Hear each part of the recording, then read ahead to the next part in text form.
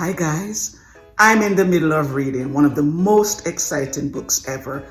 Don't know if you heard of it, but it's The Tools by Phil Stutz and Michels. Oh my God, so exciting, like seriously exciting.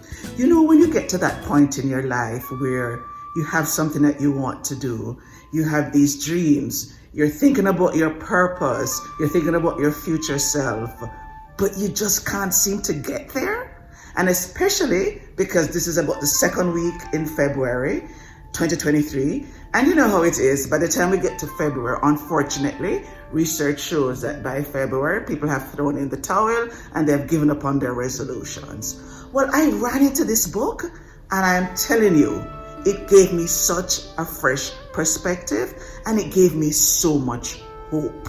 Now, Stutz and Michels, who wrote the book, are psychotherapists, and they've been and between the two of them, they have 60 years of experience. When I heard that, I thought, okay, I listen. I'm all about the credibility. I'm sorry, but I am. But when I read what they had to say, I had to lean in and listen. Now, they've come up with 5 tools that they say will help us with the 5 major problems that we have in life.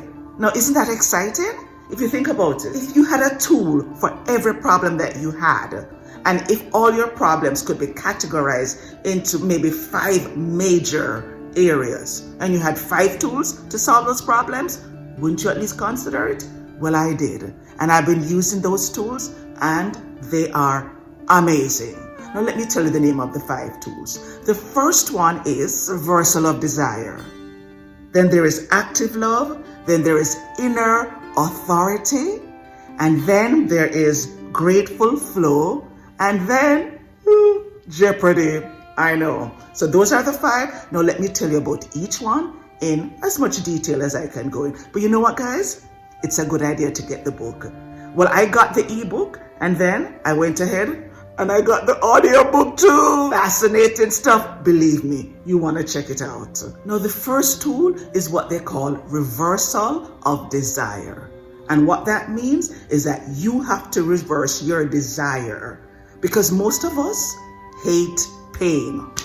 I don't know about you, but when I hear the word pain, I run. But what they're reminding us is that on the other side of pain are the things that we want.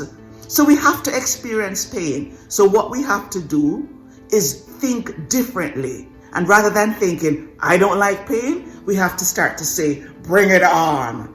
Okay, I'm not really saying bring it on, but what I'm saying is, pain, you're here for me. You're here for me. I don't want to say bring it on. They say bring it on, but I don't really want to say bring it on because I don't really want to bring it on. Maybe I'll get there one day, but where I am right now, when I see the obstacles, I remind myself, you know what? This is a part of the experience that I have to accept because it will help me to get to where I need to go to. Now, this is the picture that they show us. I'm showing you from my Kindle. You'll notice that pain is this huge block right here. And on the other side of pain are endless possibilities. But most of us are trapped here, where we whine and we say, why me, and how is it me, and why me, and what did I do, why did I... Hey, it's a part of the process. We have these dreams. We have this purpose that we feel that we need to fulfill. And yet, every time we start, there's a roadblock. Here's what we need to remember. Pain is there for us. No, I'm not saying you're going to say, bring it on. But let's say, you know what? Pain is a part of the process. Let me accept it. So that's the first tool, reversal of desire. Now, the second tool is what they call active love. Not necessarily what you're thinking, but what they're really saying is that one of the problems that we have in life is that sometimes when somebody hurts or offends us, we think about it over and over and over and over. And the loop goes on and on. And if you're anything like me, you lose a lot of sleep. And you think about the scenario where the offense occurred. And you think, oh, who does she think she is? Yeah, but next time I'm going to tell her, and I should have said this. And you go on and on. Well, I do anyway. You go on and on and on. And then you're in a maze. How do you get out? Active love. I know. Beam in love to the person. So this is the diagram that they show for this. You're trapped in the maze here. The only way to get out is to visualize a person and send them love. I know, kind of hard to do sometimes, but that's what helps. I tried that. I actually tried that. I've been working on this because, okay, I do sometimes get a bit offended and I do take it to heart and I do write people off. But I tried this. Not only did I get more sleep, I got more peace and I was able to continue with my dreams and my goals. Because I'm telling you, if you get stuck in those thoughts, you never move on. So, active love. That's tool number 2. Now, tool number 3 is called inner authority. And we need that because sometimes we get nervous and anxious around people and we feel like cowering. Now, one of the things I talk a lot about to my public speaking students is that you're going to feel anxious. Yeah, you may not feel the happiest. You may not feel that you're capable, but just do it. And this third tool will help. What they're saying is that we have this inner part that is sad and cowering, and it's a part that we hide because we don't want people to know how we really feel. So if I look at myself, I remember the Tanya who always was nervous in front of people, who always felt criticized. And rather than pushing that side away, I must embrace it. And I should say, you know what? This is me. Yeah, I didn't feel great about myself one time. I wasn't confident. So what? I'm learning, I'm growing. And embrace that part of yourself. So once again, here is the little picture that they have, the little diagram that they have. Whenever we are in a frozen state, and that's what happens when fear takes us over, what we need to do is embrace that inner part of us and just do it. So that's tool number 3, inner authority. Now the 4th tool is grateful flow. Now guys, I don't know about you, but some days I wake up and I'm just not feeling it. I feel down, I feel, I'm not feeling it. But when I feel like that, I know that my eyes are not on the prize, my eyes are not on my goals, my eyes are not on my purpose and my future self.